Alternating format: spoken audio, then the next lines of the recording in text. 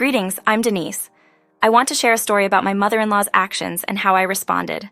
So, when will you receive that inheritance, Denise? I heard it's a whopping $50 million. Imagine the amazing life we could have with that money. It's just taking forever to process. Ever since I married Joe, his mother, Mary, has been constantly asking about my inheritance. I made the mistake of sharing details with her about my plans, thinking nothing of it. Initially, she seemed friendly, but her persistent questioning started to bother me. Despite Joe and his father, Michael, telling Mary to stop pestering me, she continued. They tried to make her understand that the inheritance was not their concern and that we were already leading a good life. However, Mary insisted that the money could elevate our lifestyle significantly, suggesting we move out of the inherited old house into a mansion. I pointed out the uncertainty of actually receiving the inheritance and even hinted that I might have lied about it. This led to laughter from everyone, except for Mary, who gave me a disapproving look. From that day onward, she turned into the worst mother-in-law imaginable. She transformed into someone entirely different, rude, mean, and insulting. Her behavior towards me underwent a sudden change.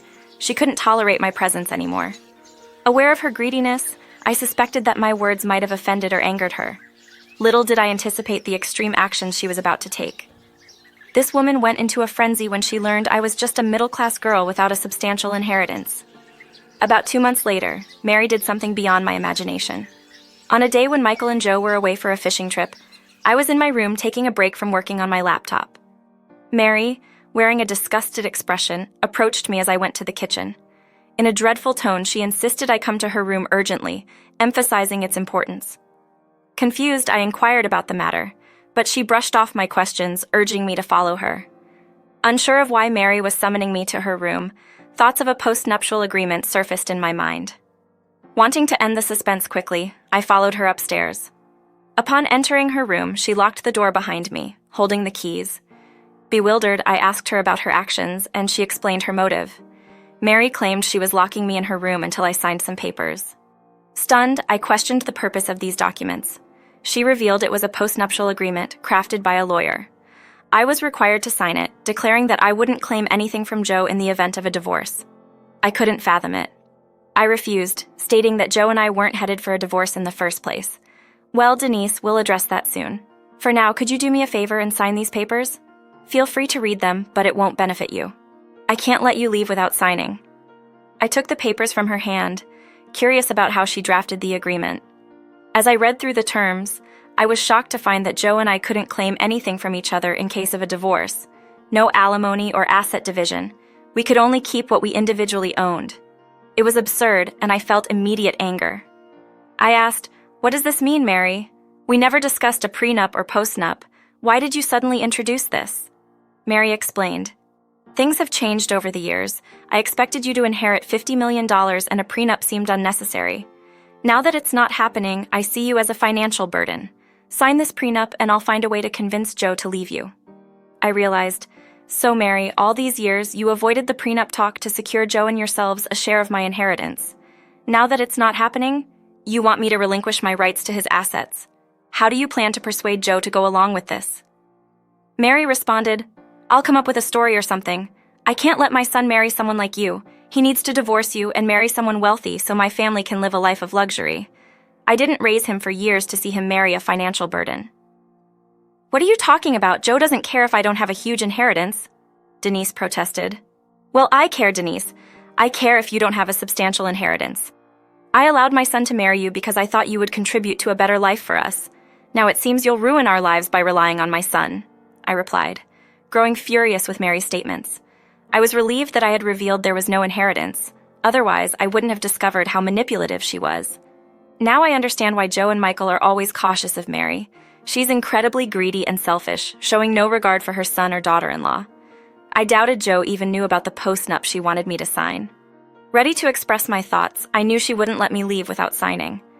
To maintain composure, I reluctantly signed the postnup saying, "I don't want to sign a postnup, Mary. I need to protect myself too. If Joe is in favor of a postnup, we will discuss it with lawyers. I'm not signing whatever you're giving me." Mary insisted, "Listen, Denise, I won't let you leave until you sign these papers.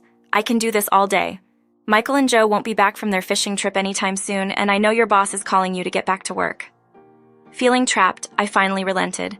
Give me the keys so I can get back to work. Enough is enough. Mary then grabbed my hand forcefully, causing pain, and began screaming about me being a gold-digging witch. My anxiety surged, and I was on edge. With my boss calling persistently, I reluctantly signed as planned. Mary looked satisfied and finally released me.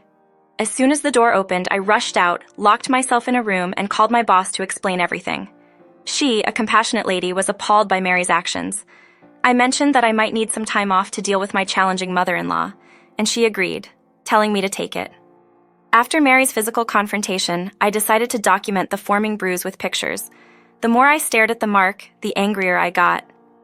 Mary had truly crossed a line today, and I realized I needed to take action to teach her a lesson.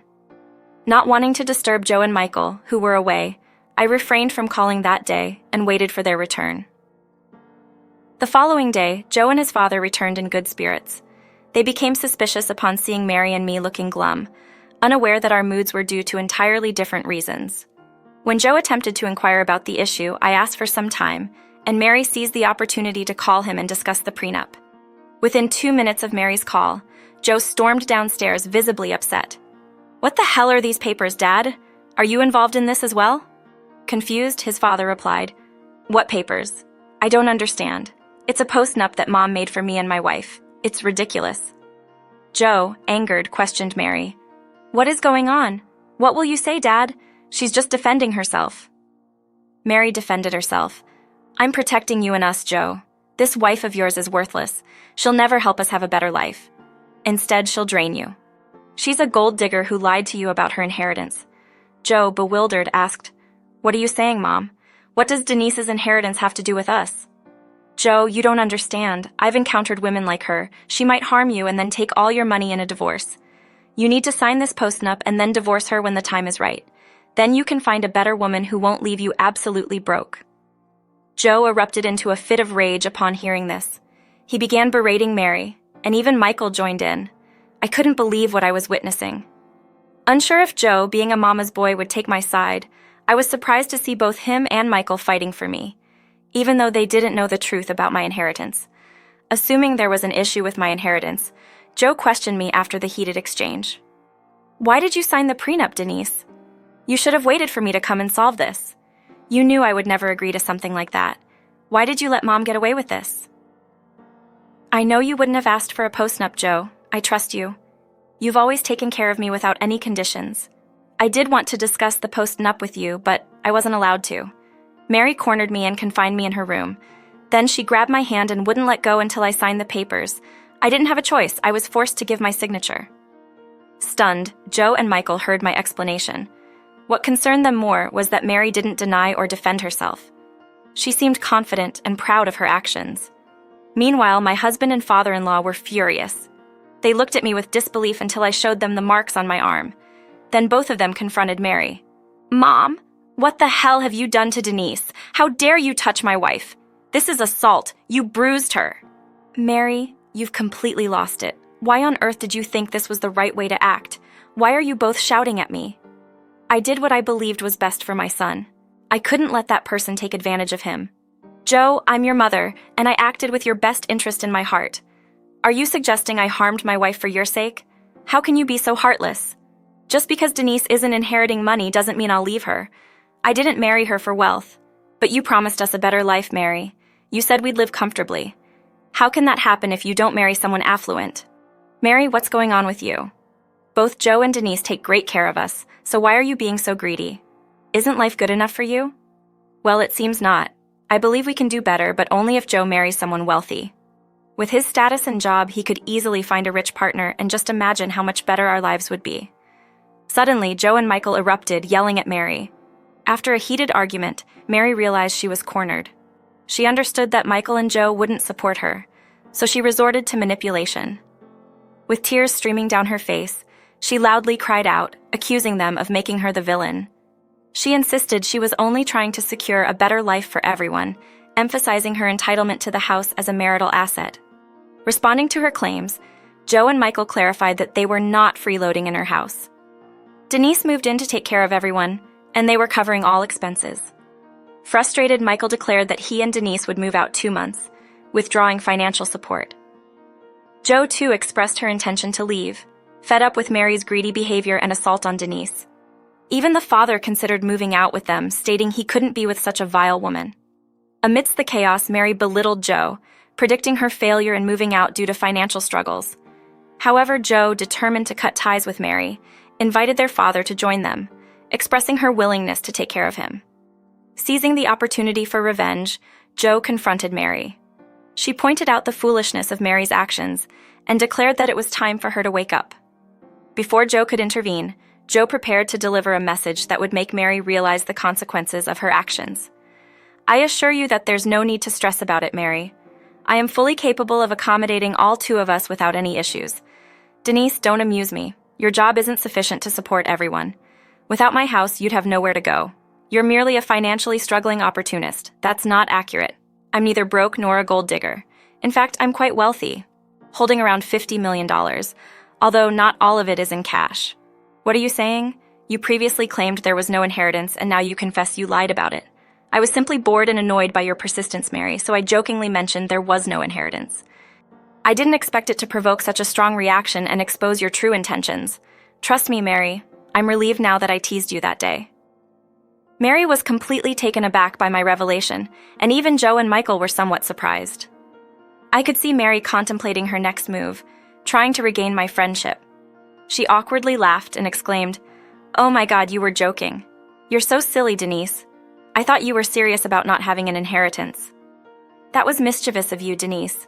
You should have clarified sooner, and we could have avoided all this trouble." "Mary? If I had revealed it was a joke earlier, you wouldn't have made that post, right? You wouldn't have attempted to ruin my marriage. I suppose I got carried away. Denise, I shouldn't have been so harsh. I didn't even give you a chance to explain. That was incredibly rude of me. Look, I've torn up the post. We don't have to worry about it anymore.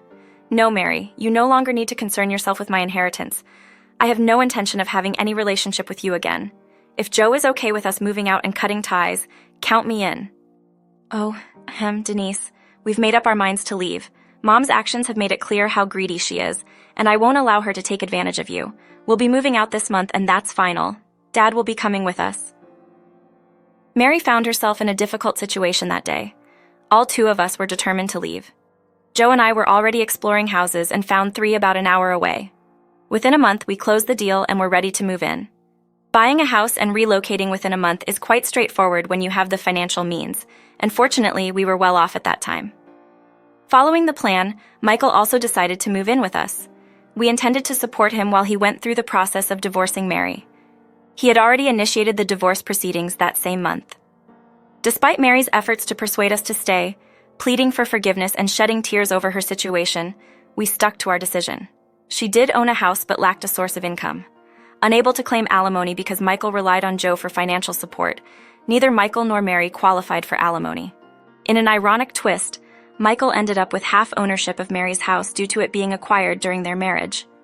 This forced Mary to sell the house since she couldn't afford to buy Michael out. It was amusing to witness her lose her inheritance while attempting to claim a share of mine. The divorce process took a year as the judge ordered a separation. Mary faced financial struggles, selling the house quickly to support herself. Despite needing to find a job and earn money, she remained in a tough spot. Once the divorce was finalized and Michael received his share, he moved into a small apartment to respect our privacy. Even though he moved out, we continued to provide financial support because we could.